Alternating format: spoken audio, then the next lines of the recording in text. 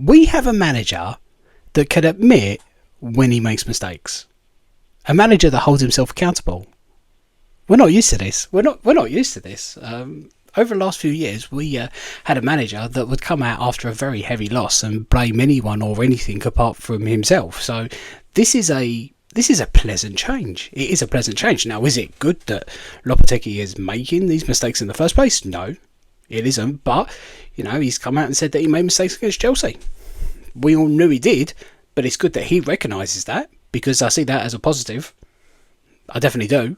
Because the first step to realising you've made mistakes and make sure you don't make mistakes again in the future and learning from your mistakes is admitting that you made a mistake in the first place.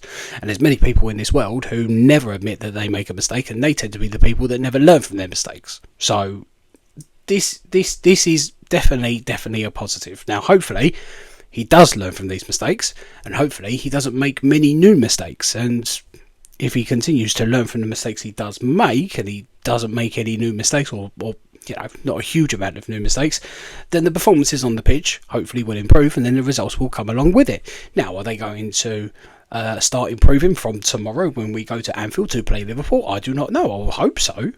I mean, I don't think we can get much worse than what we saw at Anfield last season in the Carabao Cup. I mean, obviously we could, but I don't think we will. I mean, that's not been the trend this season.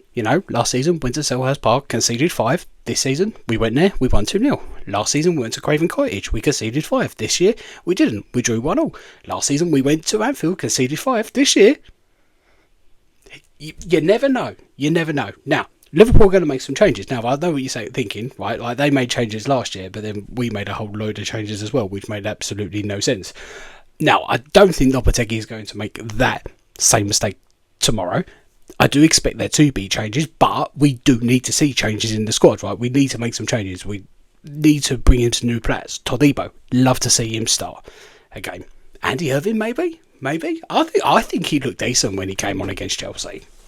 I do. I mean, is it unthinkable that he could start the game tomorrow? Maybe, I don't know. I'd definitely prefer him over Souček personally. I would. Rodriguez needs a rest, so I don't think he'll be starting. You probably will see Alvarez in there again.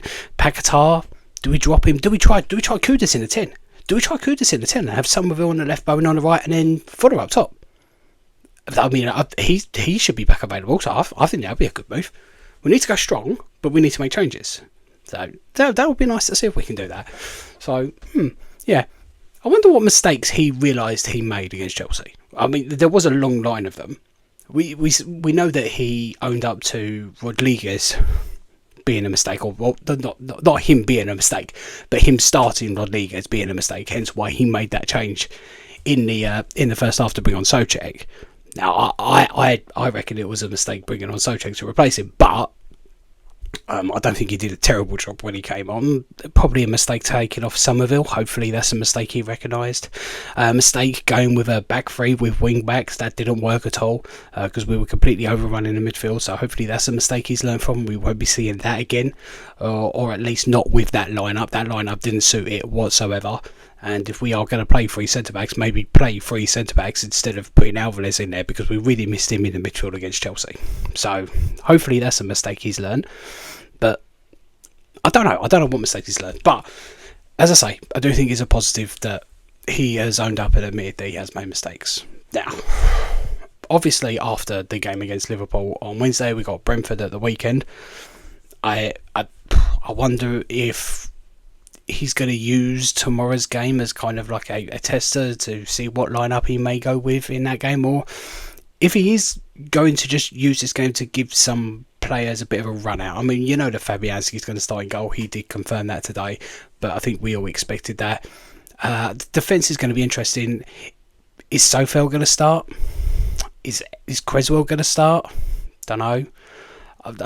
As I say, I do reckon Todibo will probably get a run out, which I think is about time. We mentioned Andy Irving earlier, but I mean, Guilherme, I think he scored tonight for the under-21s, did he? I think that's what Russ said in the one of the chats, that he scored a goal. So he does exist still. He is still at West Ham United, and he was pictured in training. So maybe he will be in the squad for tomorrow. That'd be interesting, because I'd like to see more of him. I don't think he would start. You know, Sola. Do we give him a little bit of run out? What do we do with Paquetá, as I mentioned earlier? Like, do we drop him? I mean, he did put in a decent performance against Liverpool at Anfield last season. That was in the league game. Liverpool fans were singing his praises after that game because he was one of the best players on the pitch. I do remember that. But so far this season, he has not been particularly brilliant. He hasn't been anywhere close to his best. So I would be surprised if Paquetá starts tomorrow. But I've been surprised by every single lineup so far. You know, just when I think that he's going to change something, he doesn't, and then when I think that he's not going to change something, then he does. So I have no idea what to expect tomorrow, especially when it comes to the defence, the midfield, and the starting line. The only one I do expect to start is Fabianski. Apart from that, Kilman to start, and Bowen to start, and Kudus to start, and I think that's it. Like, for 100% nailed down that they will start. The rest of them, I'm not entirely sure. But hopefully we put in a much better performance, or we put in some effort. That's what we want to see. I mean, that's what frustrated me the most about the Chelsea game, was the lack of effort, the lack of passion. You know, we needed to see it more. Intensity. That's what we want to see. We want to see a little bit more intensity, and hopefully we see that tomorrow. And if we do, maybe we can cause an upset. Maybe we can. I'm not expecting it, but it would be nice if we could do that. Definitely would. So, let's put the game from the weekend behind us. We'll look forward. Hopefully we can get a positive result, and then we can start thinking and feeling a little bit more positive, because there's a lot of negativity going around at the moment, especially with people talking about, oh, was Lopetegui the right man and all this. Right, let's just get behind the manager. And if you don't agree with that, or if you don't think that he is the right manager, right, that's a perfectly fine opinion. I saw Russ make a video on this yesterday. He's like, it's perfectly fine if you had different opinions, but just be nice and kind. Let's not call people names just because they have a different opinion to you.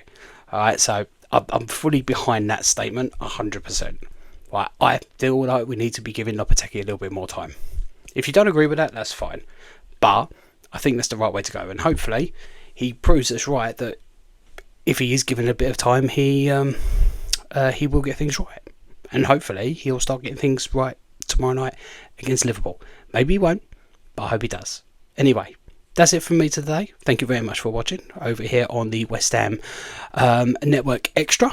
I didn't do my TikTok takeover tonight because I literally got home about 15 minutes before 9 o'clock when I was supposed to start. I had to make this video to do loads of other stuff as well, so I didn't get my TikTok takeover done tonight.